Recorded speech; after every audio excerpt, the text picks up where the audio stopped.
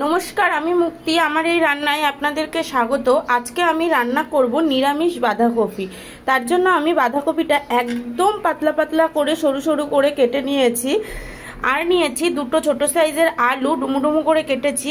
একটা টমেটো কুচিয়ে নিয়েছি, একটু আদা কুচিয়ে নিয়েছি, আর 4-5টা কাঁচা লঙ্কা চিড়ে নিয়েছি। এই সামান্য সরঞ্জাম দিয়েই আজকে আমি রান্না করব নিরামিষ বাঁধাকপির তরকারি। তাহলে রান্নাটা করা যাক। আমি প্রথমেই একটা কড়াই বসিয়ে দিয়েছি আর গ্যাসটাকে আমি এখন অন করে দিচ্ছি। ধরছে না, জ্বলেছে। গ্যাসটাকে অন করে দিয়েছি। কড়াইটা গরম হয়ে গেছে। এবার আমি এতে প্রয়োজন মতন তেল দিয়ে দিচ্ছি। তেলটা গরম হয়ে গেছে। এবার আমি এতে একটু সাদা জিরে আর গোটা গরম মশলা ফোড়নে দিয়ে দেবো এই তেলের মধ্যে। আর একই সাথে দেব যে আদাটা কুচিয়ে রেখেছিলাম, সেই আদাটা তেলে ফোড়ন দেব। ফোড়নটা বেশ লাল হয়ে গেছে আর গোটা গরম মশলার বেশ ভালো স্মেলও বেরিয়েছে। এইবার আমি আলুগুলো তেলের মধ্যে দিয়ে দিচ্ছি। আলুগুলো তেলে দিয়ে দিয়েছি। এইবার একটু ভাজা ভাজা করে নিই। আলুতে একটু নুন দিয়ে দেব, একটু সামান্য দিলাম, কারণ আলুটার ভেতরে নুনটা ঢোকার জন্য আমি একটুখানি নুন দিয়ে দিলাম। আলুটা একটু তেলের মধ্যে নেড়েচেড়ে নিয়েছি আর হালকা একটু কালারও ধরে গেছে। এইবার আমি এই আলুর মধ্যেই যে টমেটোটা কুচিয়ে রেখেছিলাম আর কাঁচা লঙ্কাগুলো চিড়ে রেখেছি সেইগুলো দিয়ে দিচ্ছি।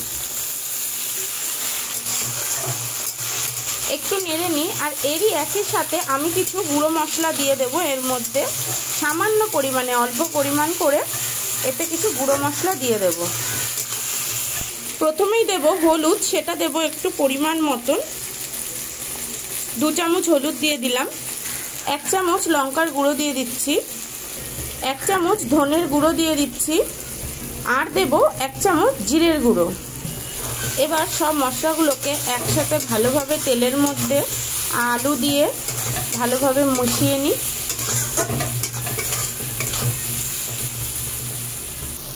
মশলাগুলো সব ভালোভাবে কষে গেছে আর দেখুন ভালো বেশ তেলও ছেড়ে দিয়েছে। এবার এর মধ্যে আমি বাঁধাকপিগুলোকে দিয়ে দেব।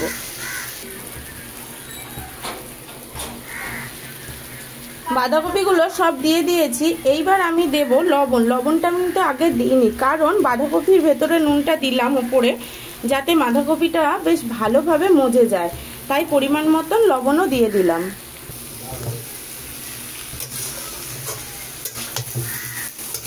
ভালোভাবে বাঁধাকপিটা মিশিয়ে দিই।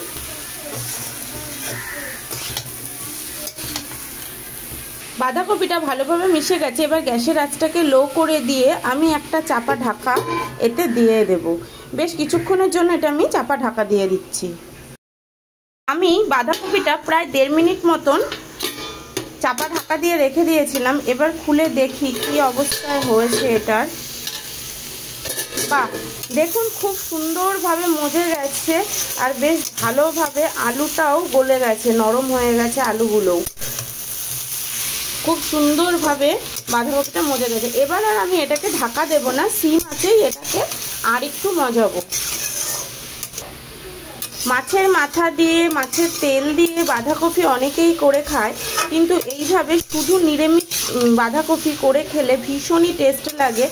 এইটা নিরামিষের যে সমস্ত দিন থাকে, আমাদের বাঙালিরা অনেক দিনই প্রায় নিরামিষ খায়, কেউ মঙ্গলবার, কেউ বৃহস্পতিবার, কেউ শনিবার।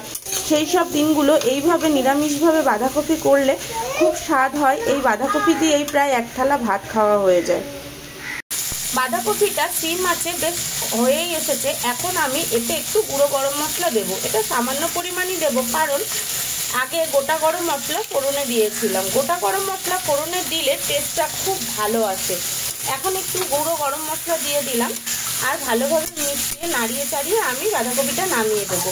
রান্নাটা যদি আপনাদের ভালো লেগে থাকে তাহলে প্লিজ একটা লাইক করে দেবেন, আর এই ধরনের ঘরোয়া রান্না আরও দেখার জন্য আমার চ্যানেলটাকে সাবস্ক্রাইব করে দেবেন।